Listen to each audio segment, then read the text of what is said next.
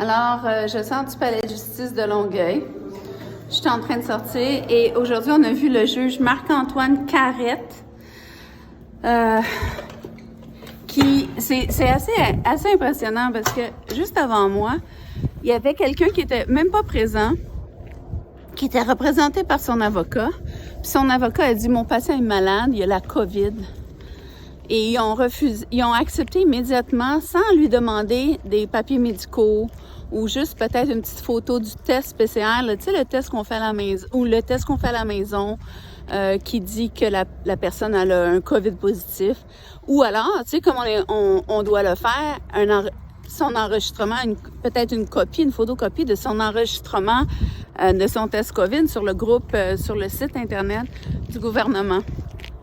Parce qu'il était il était même pas présent, mais parce qu'il y a de l'argent, puis qu'il est capable de se payer un avocat, puis qu'il était représenté par un avocat dans ce palais de justice de Longueuil derrière moi, ils ont dit « Pas de problème, votre client n'a pas besoin de nous donner de papier, une remise au mois de mai. » Et une remise au mois de mai, on est en janvier, hein?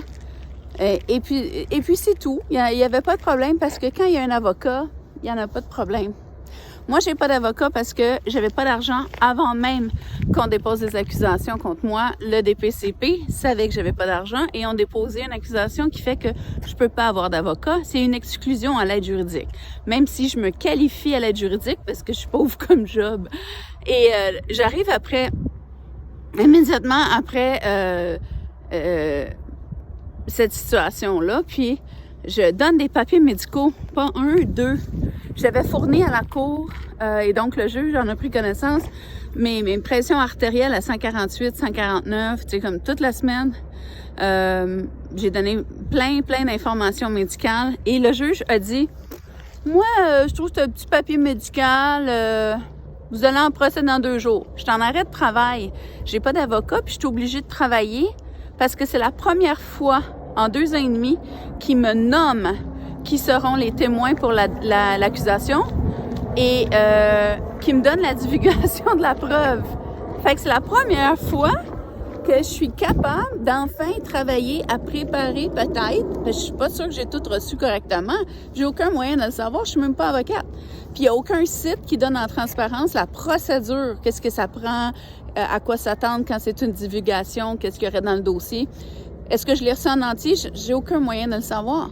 Mais c'est quand même la première fois en 2 ans et demi, 1 an de plus que l'arrêt Jordan, que je reçois le nom des témoins pour le procureur et que je reçois la divulgation de la preuve.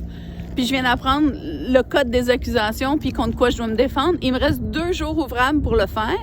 Mon procès est lundi. Je suis en arrêt de travail. Je suis malade comme un chien.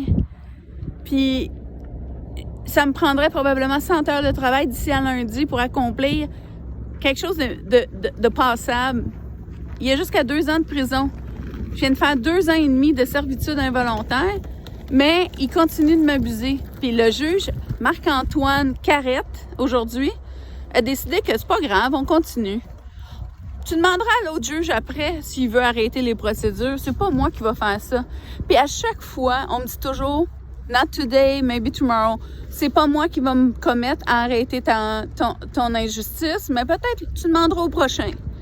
Mais ils savent qu'à chaque fois, je vis de la terreur, de l'insomnie, des stress sans fin. Puis c'est pour ça qu'il y avait l'arrêt Jordan. C'est parce que les professionnels de la santé puis les professionnels du droit ont dit qu'après 18 mois, sur une cause comme la mienne, ça devient là des faillites, des divorces, des suicides, des crises cardiaques, puis ça devient tellement dommageable sur la santé de quelqu'un que ça n'en vaut même plus la peine parce que la perte est beaucoup plus grande quand on était de plus de 18 mois que si, en fait, de ce qui serait prévu au code.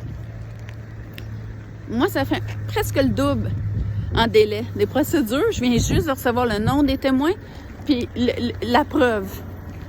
Puis je suis en arrêt de travail, puis tu sais, en arrêt de travail, là, c'est parce que j'en ai vraiment besoin.